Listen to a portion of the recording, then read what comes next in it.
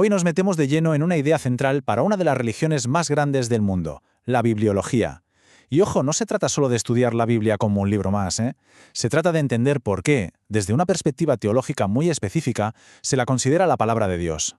Vamos a ver su origen, su naturaleza y, sobre todo, su autoridad. Para arrancar, vamos a plantear la pregunta que lo pone todo en perspectiva. Si partimos de la existencia de un creador, la gran pregunta es ¿cómo se comunicaría con nosotros con su creación? Pues bien, la doctrina de la bibliología que vamos a desgranar hoy ofrece una respuesta muy concreta a esta cuestión. Esta es la hoja de ruta. Empezaremos con la idea general de comunicación divina. Luego veremos cómo se revela, de dónde saca su autoridad, cómo se eligieron los libros que la componen y, finalmente, para qué sirve en el día a día. Como ven, todo va encajando. Un paso lleva al otro. Muy bien, vamos al meollo del asunto. La primera pieza de este gran puzzle es una creencia fundamental, que la comunicación entre Dios y la humanidad no es solo una posibilidad, sino algo que ya ha ocurrido, y de una forma muy específica. Y aquí está la metáfora que lo cambia todo. Fíjense bien en esa palabra, autógrafa. Es la clave de todo. No presenta la Biblia como un libro que habla sobre Dios, sino como un mensaje directo de Él. Es casi como recibir una carta firmada de su puño y letra. Esta idea es la base, el cimiento sobre el que se construye todo lo demás. Vale, entonces, si aceptamos que existe esa comunicación, la pregunta es, ¿cómo sucede? Bueno, el siguiente paso lógico en esta doctrina es el concepto de revelación, y se nos presenta de dos maneras muy distintas. Por un lado, tenemos lo que se llama revelación general. Esta estaría, por así decirlo, al alcance de cualquiera, simplemente observando el mundo, la naturaleza o incluso escuchando la propia conciencia. Pero por otro lado está la revelación especial, que es un conocimiento mucho más concreto, más directo y que según esta teología llega a su punto culminante en el texto de la Biblia. Y aquí es donde la doctrina da un paso que es, crucial. Pasamos de una revelación que es para todos a la afirmación de que un texto muy concreto, unos libros, tienen un origen divino. La pregunta, claro, es, ¿de dónde sale esa autoridad tan tremenda? La respuesta, y es fascinante, está en una única palabra griega, theopneustos. Literalmente significa soplado por Dios. Y esto es mucho más que una simple curiosidad, ¿eh? Es el corazón de la doctrina de la inspiración. La creencia no es que las palabras sean simplemente de origen humano, sino que provienen del mismísimo aliento de Dios. A partir de esa idea de que está soplado por Dios, la doctrina le atribuye al texto tres cualidades que son, fundamentales. Primero, la inerrancia, la convicción de que los manuscritos originales no tenían ningún error. Segundo, la infalibilidad, la seguridad de que su mensaje nunca falla, que siempre cumple su objetivo.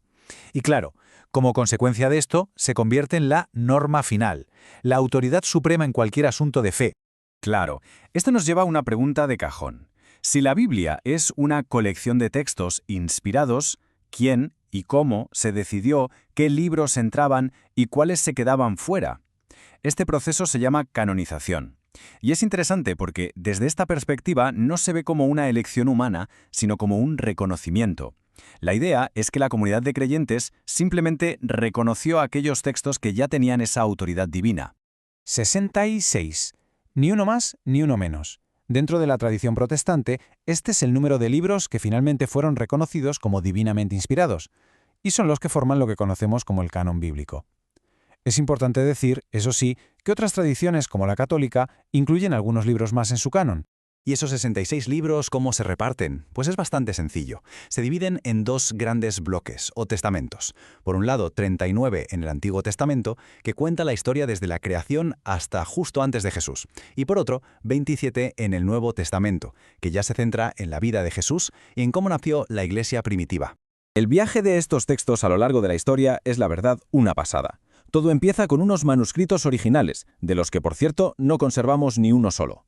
A partir de ahí, durante siglos, los escribas se dedicaron a hacer copias a mano, y aquí es donde entra en juego la crítica textual, que es casi un trabajo de detectives. Los expertos comparan miles de copias antiguas para reconstruir el texto original con la mayor fidelidad posible.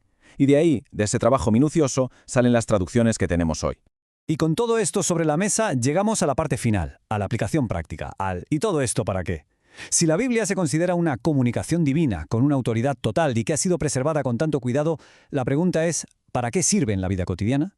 La respuesta se resume en un principio que seguro que a muchos les suena. Es clave en la Reforma protestante, sola escritura. que significa simplemente solo la Escritura. Es la idea de que la Biblia por sí misma es la máxima y última autoridad, por encima de cualquier tradición o líder religioso.